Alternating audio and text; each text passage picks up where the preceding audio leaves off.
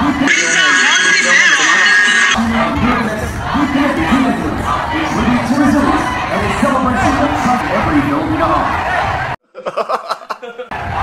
wave that Eurotex echoes your body as you see the building, ensuring that every Eurotex product is crafted with care for the environment. And like the sky, Eurotex soars higher with innovation, delivering quality.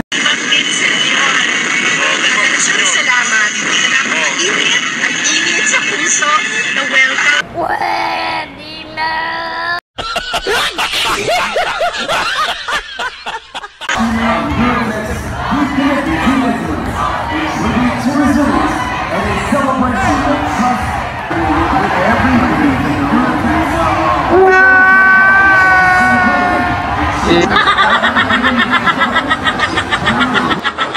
Idol, pahiya si Risa Hontiveros na sabi niya mainit na pag-welcome daw sa kanya dyan sa Cebu. Pero ang sigaw ng mga tao, Duterte, at binu pa po yan si Risa, mga idol, binu. So ayan, pahiya kayo tuloy dyan. Pahiya tuloy kayo. Kala niyo siguro mauto niyo mga taga Cebu, ha.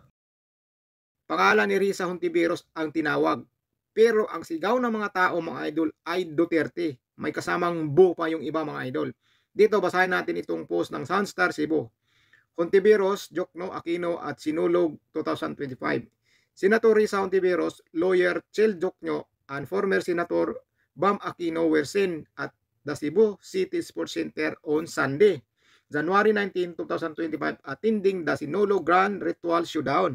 Basahin po natin dito ang mga comment, mga idol. Ito po ang sinabi, mga idol. Tagapagtanggol ng mga kriminal na naghan baya ang mga kriminal, mga haud kaayo. Kita o, mga idol. Ang sabi niya, mga idol, sa Tagalog pa, tagapagtanggol daw ng mga masasama. Ito sila ni Risa. Yan, galit na galit, mga idol. Ito naman kasunod, sabi ni G. Arman, kalukuhan pagbabalik Super President Duterte, yari kayo, kurap. Yari talaga. Hala, kabagag face, ibig sabihin, ang kapal daw ng mukha. Grabe, mga idol, kita, mga idol. Boo! Tinawanan, mga idol, binu pa. Grabe, mga idol. Welcome to Cebu! Ayan, mga idol, binu. Pahiya talaga sila, mga idol. Ito si malaking comment. Naniguro na ni kay hapit ng eleksyon. Naniguro. Ibig sabihin, mga idol, pumunta lang na sa Cebu kasi eleksyon na. Sumali sa Sinulog dahil eleksyon na. Grabe. As a Cebuano, my vote is reserved for VP Sara and her true allies. Happy Sinulog Festival, everyone. Kita mo, mga idol. Marami pong nagagalit, mga idol.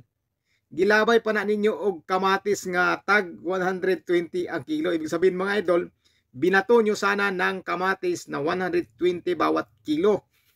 Daming nagagalit, mga idol. Pahiyang-pahiya talaga si Risa Hontiveros dito sa Cebu Sinulog.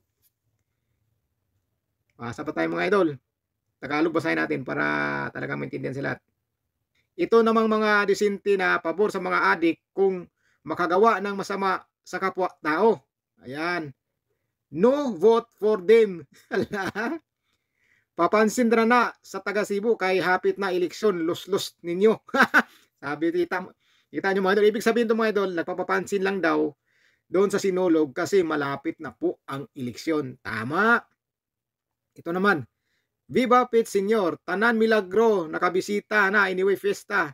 No chance to winning, meron issue sa PhilHealth. Keep dancing with One Cebu. Malabo rin suportahan ng mga Bisaya. O kita mo, mga idol, payang-paya si Risa Hontiveros po dito, mga idol. Itong isa, mga idol, napakatindi. Nag-ipal-ipal sa Sinulog kay na election is waving. Gibuhan na ganiha. O ibig sabihin, mga idol, binu na po kanina si Risa Hontiveros at ang mga kasamahan niya. Pahiyang-pahiya talaga, mga idol. Nasaan na ba yung sinasabi nila ni Laila de Lima na 41% na pabor o ayaw kay VP Sara Duterte? Bakit dito ang mga comment ay nagagalit po sa mga anti-Duterte, lalong-lalo na kay Risa Hontiveros? Iparamdam na hindi sila welcome dyan. 0 vote kayo dyan. Akala siguro ni Risa na makuha niya yung loob ng mga taga Cebu sa paatin-atin niya dyan sa Sinulog Festival sa Cebu. Yun ang akala mo. Hindi po, mga uto-uto ang tao sa Cebu. Kaya nga binu ka dyan eh. Kaya nga Duterte ang sigaw dyan. Biruin mo, pangalan mo ang tinawag, pero ang sigaw ng mga tao, Duterte, may kasamang bu pa para sa'yo. Biruin mo yan, hindi ka ba napahiya sa mga ganyan? Hindi ka ba nahiya sa ganyang naririnig mo? Binu ka ng tao, pangalan ang tinawag mo, Duterte ang sigaw. Diyan mo makikita na ayaw na ng tao sa inyo. Ayaw na ng tao sa inyo. Tapos yung isa mong kaibigan na nandoon sa Itza Shrine, ginamit naman yung simbahan, ando nagtalumpati pa sa loob ng simbahan, namumulitika sa loob ng simbahan. Ginamit ang simbahan, akala mo kung sino mga malilinis na tao, ginamit ang simbahan para lang mapabagsak ang mga Duterte at kasi BP Sara Duterte. Biruin mo yan, simbahan ginamit ngayon, ito namang sinulog ang gusto nyong gamitin. Sinulog yan, sinulog festival yan. Tapos nandyan kayo para mamulitika. Pamumulitika po ang punta nila dyan, hindi po totoong nakisaya yan dyan. Napaka-plastic talaga itong mga politiko na to eh.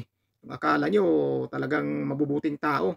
Biruin mo, simbahan sa Itza Shrine, ginamit ng kasama niya si Laila de Lima at saka yung mga pare at saka yung si Tabingi doon. Nagtalumpati pa sa loob ng simbahan. Ito naman ngayon si Risa, yung sinulog festival naman, ang ginagamit ngayon. Grabe. Kunyari lang na nakisaya dyan sinulog, pero tingnan nyo naman, busy ka ano sa mga tao. Kala mo, nangampanya na. Pahiya tuloy ang sigaw ng mga tao. Duterte, Duterte, sabay buh kay Risa Ontiveros. Buti nga sa'yo. Yan kasi akala nyo kung sino na kayong mabuting tao eh.